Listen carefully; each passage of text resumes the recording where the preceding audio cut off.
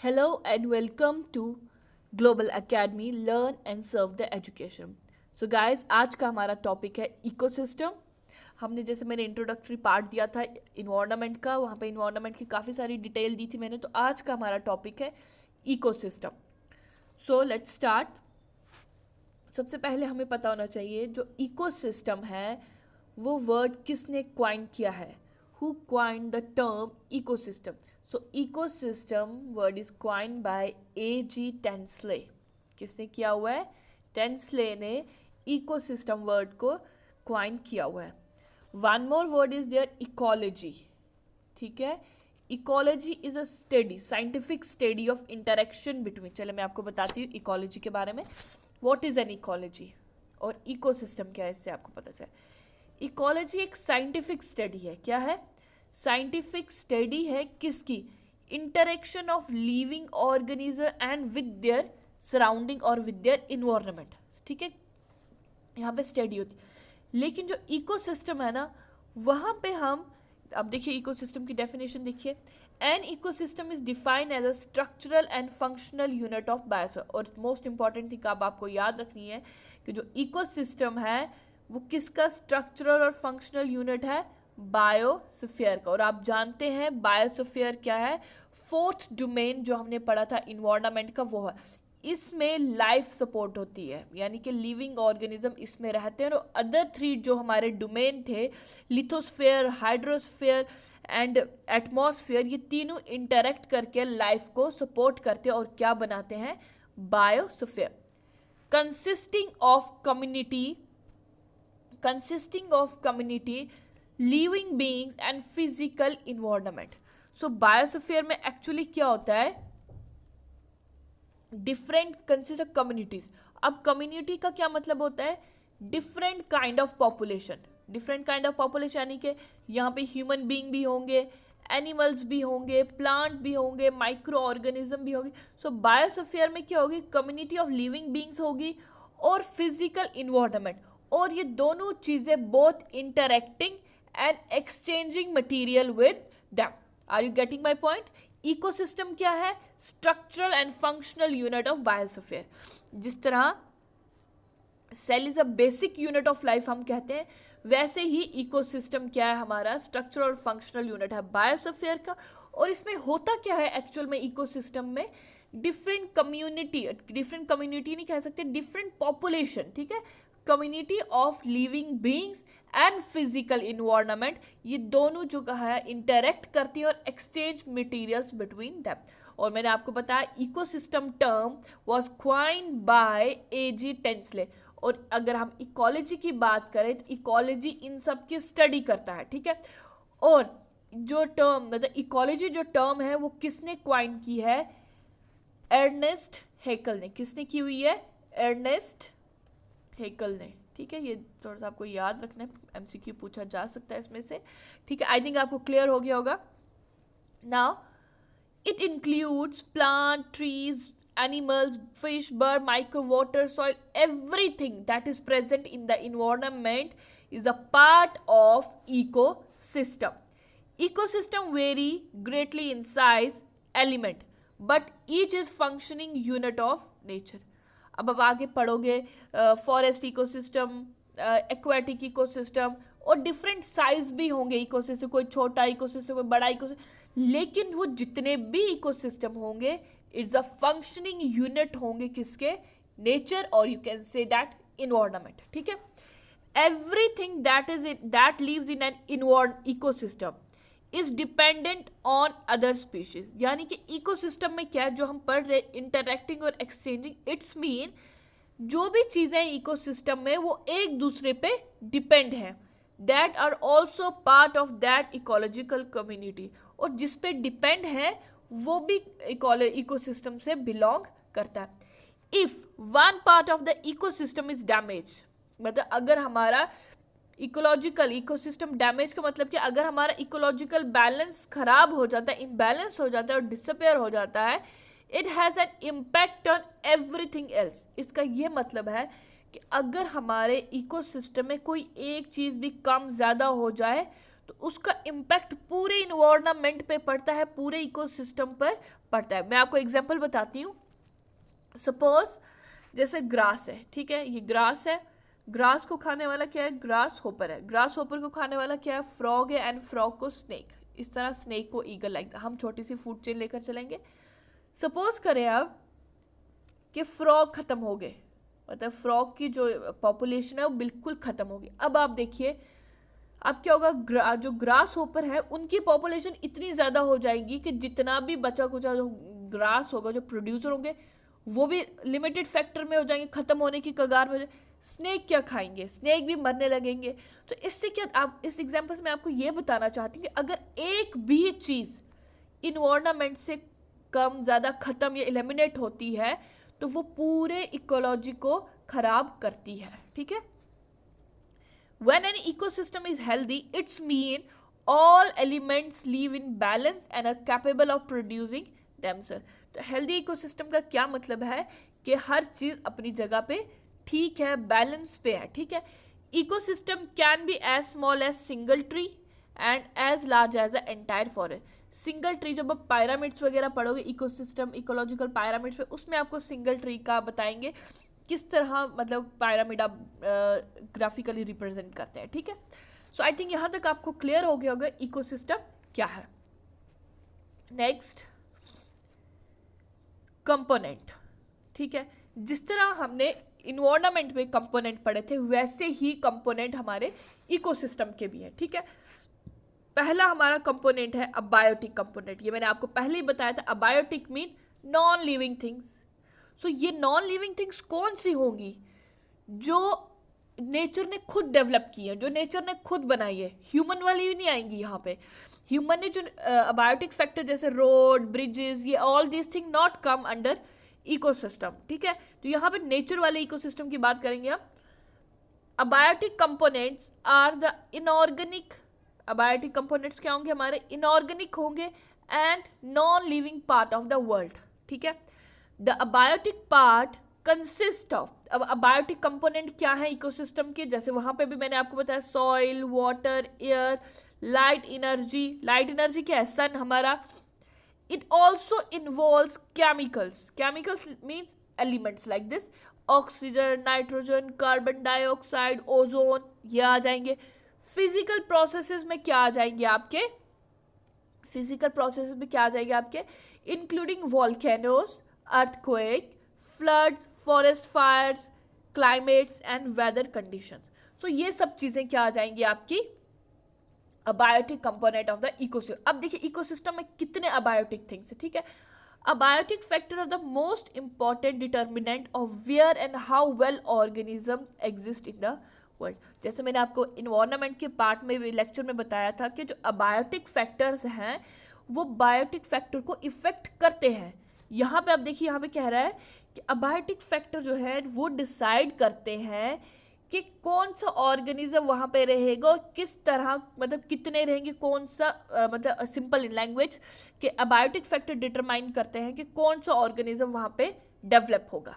अब जैसे climatic conditions, अब जैसे ठंडे इलाके में कौन सा ऑर्गेनिज्म सस्टेन सर्वाइव कर सकते हैं, गर्म इलाके में कौन से ऑर्गेनिज्म सर्वाइव कर सकते हैं, ठंडा इलाके में कौन से ऑर्गेनिज्म सर्वाइव करते हैं। तो इससे हमें पता चलता है कि क्लाइमेटिक कंडीशन डिटरमाइन करती हैं कि कौन सा ऑर्गेनिज्म वहाँ पे रहेगा, कौन सा नहीं। It's mean abiotic, climatic condition क्या है, अबायोटिक फैक्टर है, तो वो ही डिटरमाइन करती है कौन सी चीज़ कहाँ रहेगी, ठीक है। आई थिंक ये आपको क्लियर हो गया होगा। अब जैसे आपकी अबायोटिक फैक्टर को थोड़ा सा डिटेल में, क्योंकि इसमें से क्वेश्चन आ चुके हैं पिछले कुछ एग्जाम्स में, इसलिए मैं थोड़ा डिटेल में लेकर जा रही हूँ। इनर्जी क्या है आपकी, abiotic factor, energy from the sun is essential for maintenance of energy. तो सन एनर्जी किस लिए, मेंटेनेंस ऑफ लाइफ के लिए। In the case of plant the sun directly supplies a necessary energy. तो जो प्लांट है they get directly energy from the सन।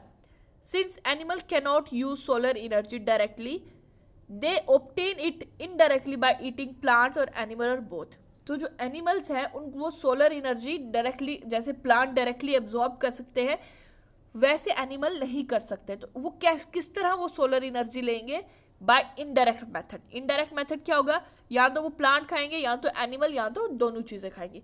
अब यहाँ से मुझे एक बात याद है, आपका विटामिन डी, जो विटामिन डी है जिसको हम सनशाइन विटामिन भी कहते हैं, नेचुरल विटामिन भी कहते हैं, वो that is a vitamin that we absorb directly from the sun. Now energy determine the distribution of organism in the environment. अब इसमें से एमसीक्यू आ सकता है कि एनर्जी क्या डिटरमाइन करती है, distribution of organism in the environment. क्या डिसाइड करती है energy, distribution of organism in the environment. Next है आपका rainfall. Rainfall, water is essential for all living being, majority of biochemical reaction take place in aqueous medium. अब जब आप topic पढ़ोगे importance of water in life, तो उसमें ये water का बहुत इंपॉर्टेंट पॉइंट है कि जो most of the earth biochemical reaction है वो कहाँ टेक प्लेस की जाती है, पानी में, जिसको हम एक्वस, एक्वस मीन्स पानी, एक्वस मीडियम में ली जाती है, ठीक है। Temperature is a critical factor of the environment which greatly influences the survival of the organism. So temperature एक बहुत बड़ा प्ले रोल करता है हमारे इन्वायरमेंट में। वो डिसाइड करता है कौन सा ऑर्गेनिज्म सर्वाइव करेगा उस किस जगह पे, ठीक है। Organism can tolerate only a certain range of temperature and humidity. So जो ऑर्गेनिज्म है उनमें बस टॉलरेंस है, एक है टॉलरेट कर सकते हैं कि कितनी, जैसे ठंडे इलाके के लोग होंगे, हम कश्मीरी या बनिहाल वाले लोग, इवन जो ठंडे, इन जनरल जो ठंडे इलाके के लोग होते हैं ना, वो जम्मू में जब जाएंगे ना उनको इतनी गर्मी लगती है ना, मतलब वो टॉलरेट ही नहीं कर पाते हैं, ठीक है।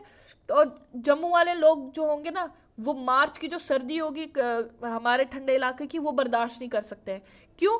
हम लोग मार्च की सर्दी को कुछ नहीं मानते हैं, क्योंकि हमने जनवरी फरवरी में इतनी सर्दी देखी होती है, दिसंबर में इतनी सर्दी देखी होती है, तो हमें मार्च वाला ऐसे लगता है कि बाहर आ रही है, पर एक्चुअली वो ठंड होती है। लेकिन जम्मू वाले लोग, अगर जो गर्म इलाके, मैं जम्मू वाले को पॉइंट आउट करूंगी, मतलब गर्म इलाके के जो लोग हैं वो उस ठंड को बर्दाश्त नहीं कर सकते हैं। जो ठंडे इलाके के लोग होते हैं वो थोड़ी सी भी गर्मी बर्दाश्त नहीं कर सकते, और जो गर्म इलाके के लोग होते हैं वो थोड़ी सी भी ठंड बर्दाश्त नहीं कर सकते हैं। तो इन शॉर्ट आपका मेरा यही कहना था कि टेम्परेचर जो है वो सर्वाइवल ऑफ ऑर्गेनिज्म पे बहुत इम्पैक्ट करता है, ठीक है। नेक्स्ट है हमारा एटमॉस्फेयर। एटमॉस्फेयर क्या है? The earth atmosphere is responsible for creating condition suitable for existence of a healthy biosphere on this planet. So atmosphere play a very important role for the existence of a healthy biosphere on this earth. Materials, organic compounds क्या है, ये मैंने आपको पहले भी बताया था। Organic compound that are made up of CH, carbon, hydrogen, oxygen के बने होते हैं, ठीक है। Protein, carbohydrate, lipids, humic substances are form from the inorganic compound on decomposition. So जो हमारी ऑर्गेनिक कंपाउंड्स है वो कहाँ से बनी होती है? जब हमारे इनऑर्गेनिक कंपाउंड्स जो होते हैं वो ब्रेक डाउन होकर ये चीज़ें बनाते हैं। इनऑर्गेनिक कंपाउंड कैसे? जैसे आपकी carbon dioxide, water, sulphur, nitrate, phosphate. जब आप बायोकेमिकल साइकिल्स पढ़ेंगे ना, nitrogen cycle, phosphate cycle, sulphur cycle, water cycle, आपको वहाँ पे कार्बन साइकिल, वहाँ पे आपको पता चलेगा कि किस तरह ये इनऑर्गेनिक कंपाउंड ब्रेक डाउन होकर ये सब चीज़ें सप्लाई करते हैं प्लांट को, and from plant to animal and from animals to human beings तक जाती हैं, और you can say the from plant to human beings तक जाती है। So in short inorganic compound जो हमारे ब्रेक डाउन होकर, ब्रेक डाउन कैसे होता है? डिकम्पोजिशन से ब्रेक डाउन होकर वो क्या बनाते हैं? ऑर्गेनिक कंपाउंड्स बनाते हैं। आई होप ये आपको क्लियर हो गया होगा। नेक्स्ट, लैटिट्यूड एंड एल्टीट्यूड, ये आपको क्लियर होगा। Latitude have a strong influence on the area's temperature, resulting in a change in climate such as polar and tropical temperature. But these climates determine the different natural biomes को करता है। From sea level to highest peak, wildlife is influenced by the altitude. आपने देखा होगा altitude के हिसाब से wild life, मतलब डिस्ट्रीब्यूशन ऑफ वाइल्ड लाइफ का यहाँ पे बताया गया किस तरह डिस्ट्रीब्यूट हुई है life according to the altitude of the mount on the earth. As the altitude increases the air become colder and drier affecting the wild life accordingly, ठीक है। तो इसमें सिंपल सा आप कॉन्सेप्ट रख सकते हैं कि एल्टीट्यूड जो है वो मतलब जैसे ऊपर ही बताया मैंने आपको, सर्वाइवल ऑफ ऑर्गेनिज्म जैसे टेम्परेचर डिटरमाइन करता है वैसे ही एल्टीट्यूड भी डिटरमाइन करता है। नेक्स्ट है हमारा बायोटिक कंपोनेंट। ठीक है, अभी तक हमने क्या पढ़े, अबायोटिक कंपोनेंट नॉन लिविंग, जिसमें हमने एनर्जी के बारे में पढ़ा, टेम्परेचर के बारे में पढ़ा, क्लाइमेट के बारे में पढ़ा, एल्टीट्यूड, लैटिट्यूड, इन सब चीज़ों के बारे में पढ़ा। अब हम पढ़ेंगे biotic component. Biotic mean living. Biotic components include living comprises plant, animals and microbes are classified according to their functional attribute into producer and consumer। यानी कि जो हमारे बायोटिक कंपोनेंट हैं उनको हमने क्लासिफाइड किया हुआ है on the basis of their function, on the basis of their habits, producer and consumer में डिवाइड किया हुआ है। तो हम प्रोड्यूसर्स की बात करें, या हम जानते हैं प्रोड्यूसर्स हमारे हमेशा प्लांट्स ही रहते हैं, और द ग्रीन जो खुद खाना बना सकते हैं उनको हम प्रोड्यूसर्स कहते हैं। ठीक है, प्राइमरी प्रोड्यूसर किसको कहते हैं, ऑटोट्रॉफ। और ऑटोट्रॉफ का क्या मतलब, सेल्फ नरिशिंग, यानी कि जो अपना खाना खुद बनाते हैं, अपने आप को खुद सर्व करते हैं। Primary producer are basically green plant and certain bacteria and algae. Algae are also, there are some algae, there are so many algaes which can make their own food, and there are certain bacteria like a cyanobacteria which can make their own food. Euglena जो अपना खाना खुद बना सकते हैं। Volvox, there are so many example of living beings which can make their own food. They synthesise carbohydrate from simple inorganic raw material. Photosynthesis की example ले लीजिए। यहाँ पे क्या हुआ, इनऑर्गेनिक रॉ मटेरियल क्या था हमारा, carbon dioxide, water, in presence of sunlight उन्होंने क्या बनाया, carbohydrate which is organic compound. ठीक है, by the process photosynthesis for them से सप्लाई डायरेक्टली और indirectly to the non producer. Non producer कौन होंगे, जो खाना अपना नहीं बना सकते, जिनको हम कंज्यूमर्स भी कहते हैं। In terrestrial ecosystem producer are basically herbaceous woody plant, while in aquatic producer are various species of microscopic alga। अगर हम टेरेस्ट्रियल की बात करेंगे तो हर्बिकेशियस और वुडी प्लांट होंगे। एक्वेटिक की बात करेंगे तो वहाँ पे हमारे क्या होंगे, माइक्रोस्कोपिक एल्गे भी होंगे, प्लैंक्टॉन्स भी होंगे, जू प्लैंक्टॉन्स भी होंगे जो क्लोरोफिल मतलब फोटोसिंथेसिस प्रोसेस करते होंगे। ठीक है, नेक्स्ट अब हमारा कंज्यूमर्स। जैसे प्रोड्यूसर था वैसे ही कंज्यूमर। कंज्यूमर हमारे क्या होते हैं, हिट्रोट्रॉफ और फैगोट्रॉफ भी कहते हैं। ठीक है, इसको हिट्रोट्रॉफ्स भी कहते हैं और फैगोट्रॉफ भी कहते हैं। Consumer are incapable of producing their own food, they cannot make their own food, they depend on organic food. किस पे डिपेंड होते हैं, ऑर्गेनिक। प्रोड्यूसर जो हमारे हैं वो किस पे डिपेंड होते हैं, इनऑर्गेनिक फूड पे डिपेंड होते हैं। लेकिन जो हमारे कंज्यूमर होते हैं वो किस पे डिपेंड होते हैं, ऑर्गेनिक फूड पे डिपेंड होते हैं, फ्रॉम प्लांट्स, एनिमल और the both. Consumer can be divided into two broad groups, mainly micro and macro consumer। अब माइक्रो कंज्यूमर क्या और माइक्रो कंज्यूमर क्या है, ये हमने न्यूट्रिशन टॉपिक में पढ़ा हुआ है, लेकिन डिफरेंट टर्म्स आ रही है माइक्रो, तो जिससे आपको और भी सीखने को मिलेगा। Let's see. अब माइक्रो कंज्यूमर क्या होते हैं, they feed on plant and animals. ये क्या होंगे, डायरेक्टली किस पे फीड करते होंगे, plants and animal. Like we people, we human being और मैक्रो कंज्यूमर, हम डायरेक्टली फीड करते हैं plant and animal. Even cow, these are dog, so many example are there. They feed plant and animals और both are categorized on the basis of there food sources. Herbivores are, अब इनको categorise किया गया on the eating habit के basis पे हमने micro को भी फर्दर डिवाइड किया हुआ है। Are you getting my point. Micro consumer को हमने फर्दर क्लासिफाइड किया on the basis of their eating habits पे। ईटिंग हैबिट्स के बेसिस पे जब हमने डिवाइड किया तो हमने क्या लाया, ये आपको मैंने बताया पहले भी, हर्बीवोर, कार्निवोर एंड ओमनीवोर। ठीक है, ये हमने पहले भी पढ़ा हुआ है, ये आपको इतना डरने वाली बात नहीं है, टर्म्स नहीं हुआ, इतना डरने वाली बात नहीं है। हर्बीवोर्स क्या है, इसमें इतना मैं डिफाइन नहीं करूँगी। हर्बीवोर जो घास भूस खाते हैं, कार्निवोर्स जो फ्लैश वगैरह यही मीट वगैरह खाते हैं, ओमनीवोर जो दोनों चीज़ें खाते हैं, प्लांट भी और एनिमल्स भी खाते हैं। तो एग्जाम्पल मैंने वहाँ पे भी आपको दी थी, यहाँ पे भी वही है। माइक्रो कंज्यूमर क्या होंगे हमारे, सेप्रोट्रॉफ, डिकम्पोजर और ऑस्मोट्रॉफ भी होंगे। सेप्रोट्रॉफ आपको पता है जो लिक्विड फूड मतलब जो लिक्विड फूड जो होते हैं एब्जॉर्ब करते हैं, तो सेप्रोट्रॉफ में हमारे फंजाई, बैक्टीरिया वगैरह थे। They are the bacteria and fungi which obtain energy and nutrient by decomposing dead organic matter. यानी कि किस पे फीड करते हैं, डेड डिकेइंग ऑर्गेनिक मैटर, और you can say that dead decaying plant and animal. The product of decomposition such as inorganic nutrient, क्या होता है इनका inorganic nutrient which are release in the ecosystem and are reused by the called the producer and then recycle earthworm and certain organisms such as nematodes, arthropods and ये types हैं। डरना नहीं, nematodes and arthropod science वालों को पता होंगे, arts वालों को शायद नहीं पता होंगे। तो ये क्लासेस होती हैं इंसेक्ट्स की, उसके हैं नेमेटोड्स एंड आर्थ्रोपॉड्स। तो are detritus feeder and help in the decomposition of the organic matter. In short आपने ये जब आप फर्दर साइकिल्स वगैरह पढ़ेंगे उसमें आपको पता चलेगा कि डिकम्पोजर्स की मदद से ही ज़मीन सॉइल में दोबारा से वो इनऑर्गेनिक कंपाउंड्स आ जाते हैं और वो इनऑर्गेनिक कंपाउंड्स और यू कैन से इनऑर्गेनिक न्यूट्रिएंट्स प्लांट फिर से यूज़ करते हैं। मतलब जो इन इकोसिस्टम में हर चीज़ ना घूमती है, सबसे होकर फिर से उसी पे आ जाती है जहाँ से वो ली होती है। जैसे अभी मैं सिंपल से आपको बताती हूँ प्लांट्स, ठीक है। प्लांट किसने खाया, प्लांट को किसने खाया, किसी एनिमल ने खाया, ठीक है। ये एनिमल मर गया, ठीक है, सपोज मर गया। अब इस मरे हुए एनिमल को कौन खाएगा, डेड डिकेंगे, हमारे सेप्रोट्रॉफ वगैरह खाएंगे। सेप्रोट्रॉफ जो एक्सक्रीट करेंगे वो क्या हमारा होगा, इनऑर्गेनिक जो प्रोडक्ट होगा इनके डिकम्पोजिशन का, वो क्या होगा, इनऑर्गेनिक कंपाउंड न्यूट्रिएंट्स होंगे। वो इनऑर्गेनिक न्यूट्रिएंट कहाँ जाएंगे, सॉइल में दोबारा से, और प्लांट दोबारा से इनऑर्गेनिक कंपाउंड को एब्जॉर्ब करेगा और फिर से वो प्लांट से एनिमल से सेपरेट इस तरह घूमता रहेगा, ठीक है। आई थिंक ये आपको क्लियर हो गया होगा।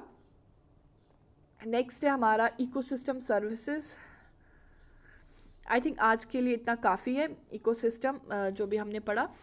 आई hope you like the lecture. If you like the lecture please share as much as you can. इंशाल्लाह मैं कोशिश करूँगी इकोसिस्टम वाले टॉपिक को जल्दी से जल्दी ख़त्म करने की, क्योंकि ये बहुत लंबा टॉपिक जाता है, तो मैं कोशिश करूँगी जल्दी से जल्दी ख़त्म करने की। Thank you so much.